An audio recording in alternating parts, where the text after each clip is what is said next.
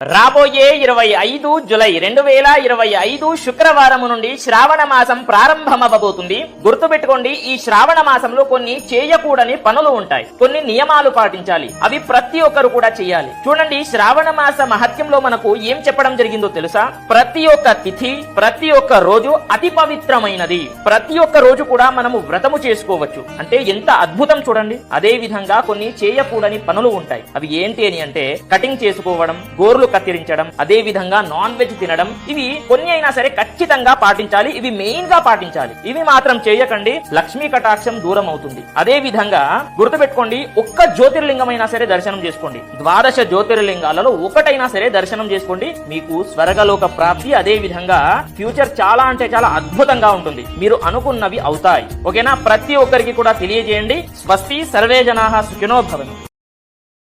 Download ShareChat.